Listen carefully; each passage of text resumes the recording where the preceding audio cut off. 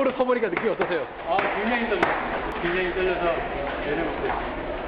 안녕하세요. 초보 유튜버 M군입니다. 제 영상이 지금 힘든 시기를 보내고 있는 누군가에게 용기와 희망이 됐으면 하는 마음에 저 역시도 용기 내서 올립니다. 그리고 회사원들은 주변에 온통 회사원들 뿐이라서 트리마제나 벤틀리와 같은 미래는 꿈꾸기 좀 어려우니까 그냥 저를 가까운 형이나 오빠 혹은 동생이라고 생각하고 보셨으면 좋겠어요. 그렇게 주변 사람들이 본인과 같은 여건에 있던 사람이 잘 되는 경우를 보면 스스로 용기 낼 수 있는 경우가 많거든요. 아무것도 없이 시작해서 성장한 제 모습을 보면서 충분히 동기부여 받고 더 잘할 수 있을 거라고 스스로를 다독이거나 용기 줬으면 합니다. 솔직히 이야기하면 저도 되게 잘된 케이스는 아니라서 저도 지금 자유인으로 가기 위해 진행 중인 상황이거든요. 사실 트리마저에 살고 있고 벤틀리를 타고 있지만 그냥 별거 없다고 생각해요. 지금 이 영상을 보는 분들과 차이가 되게 근소하다고 생각을 합니다. 저 역시도 자본주의에서 노예 계급으로 있으니까 저는 이제 아직 노예 계급의 끝단에 남아있고 조금만 더 하면 자유인이 될 수 있을 거란 믿음으로 살고 있습니다. 제가 이제 고시원을 살면서 노점을 하다가 지금은 트리마제까지 오게 됐는데 그렇게 된 지는 딱 12년이 걸렸어요. 여러분들은 12년 걸렸다라고 하면 어떻게 생각하세요?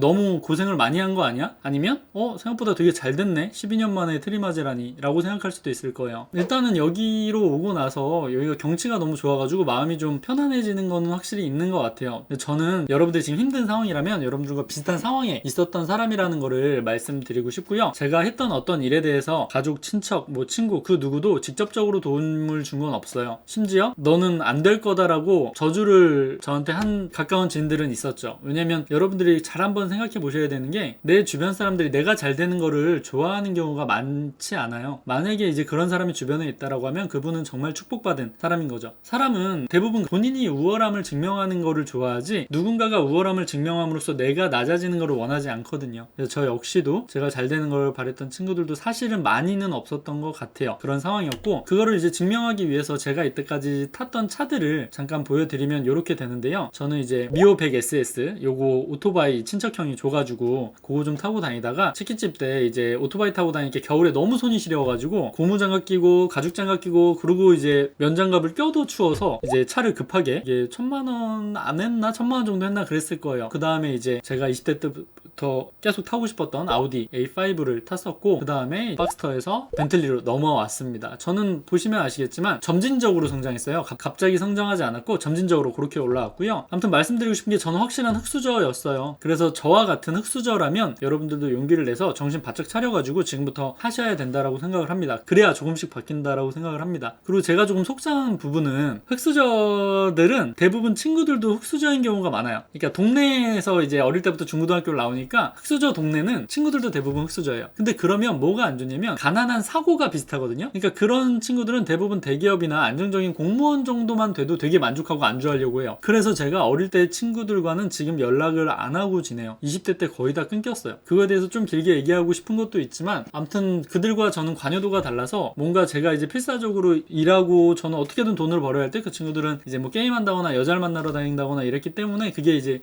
그 시기에 때는 당연히 그걸 줘야 되는 건데 저는 이제 온도가 좀 달랐던 거죠. 그래서 좀 더 외롭기도 했고 근데 그게 등가 교환돼서 지금의 결과가 있다라고 생각하죠. 노점 때의 이야기를 잠깐 하면 그렇게 오래 한 거는 아니었고요. 틈날 때마다 조금씩 명동에서 진행을 했었어요. 다직이라는 거를 팔기도 했고 양말을 팔기도 했고 그렇게 했었고요. 그러다가 블로그를 운영했었는데 보니까 누가 배너를 하나 달아주고 한 달에 16만원인가 17만원을 준다고 하는 거예요. 그래서 그때 당시에는 저한테 큰 돈이어서 그때부터 시작해서 저는 온라인에 대해서는 굉장히 연구를 많이 하고 공부를 하면서 이제 성장했던 것 같아요. 솔직히 지금 이 시기에 온라인으로 돈을 안 벌고 있는 사람들은 개인적으로 전 너무 아쉬워요. 그래서 지금 가깝게 지내고 있는 사람들한테는 거의 다 추천을 하고 같이 이쪽에 일할 수 있게 좀 독려를 하는 편인데 블로그가 됐던 인스타가 됐던 유튜브 스마트 스토어가 됐던 뭐라도 하나는 하고 있어야 된다고 생각해요. 그게 하면 좋은 게 아니라 안 하면 이 시대 때 손해를 보고 있는 것 같다고 저는 생각을 하니까 여러분들도 좀 전에 말씀드린 그 4가지 중에 하나는 반드시 하셨으면 좋겠습니다. 자 그러면 본론으로 들어가서 12년 만에 고시원 생활을 하던 사람이 어떻게 이제는 트리마즈에서 벤틀리를 타면서 일하고 싶을 때만 일을 하냐라고 궁금해 하실 것 같아요. 방법에 대해서는 다른 영상에서 세부적으로 풀겠지만 저는 좀 이렇게 얘기할 수 있을 것 같아요. 가장 중요한 건 제가 어릴 때부터 트리마즈에 오고 벤틀리를 탈 사람이란 거를 스스로 알고 있었어요. 이게 뭔 소리냐라고 생각하실 수도 있겠지만 저는 정말로 그렇게 믿었거든요.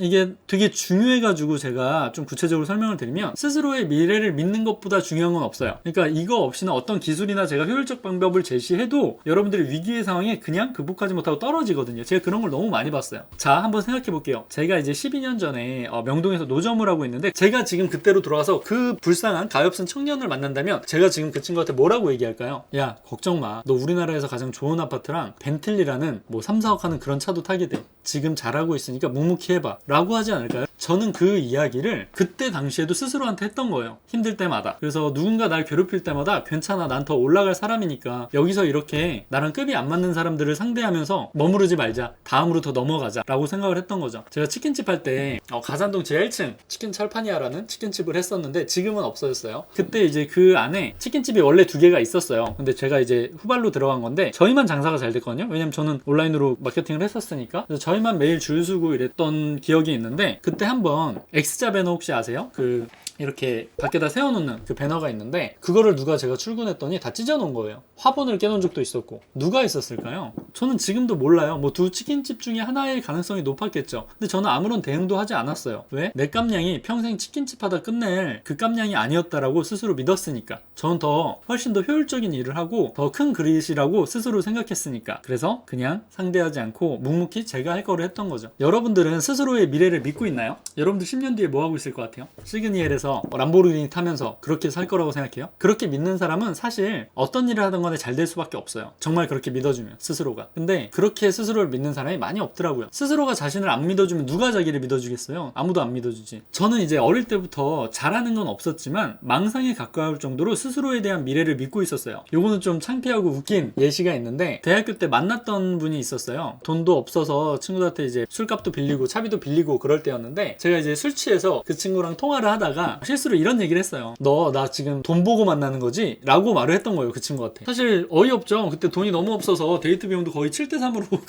그분이 내줬었는데 제가 이제 그딴 말을 짓거린 거예요. 술 취해서 저도 모르게. 그래서 그때 만났던 여자친구가 뭐라고 했냐면 이제 가만히 대답을 안 하다가 뭐? 진심이야? 너가 뭐가 볼 게 있다고? 라고 저한테 했었어요. 근데 제가 그때 취한 와중에도 정신을 좀 차렸던 것 같아. 좀 창피하더라고요. 근데 지금 생각해보면 그만큼 전 스스로를 믿었던 것 같아요. 내가 너무 앞으로 잘 될 사람이니까 그걸 보고 저 사람이 날 만나려나 보다. 지금은 개뿔 아무것도 없지만 이게 저는 믿음이라고 생각을 하는 거죠. 나중에 많이 벌 사람이라고 진심으로 스스로 믿고 있었으니까.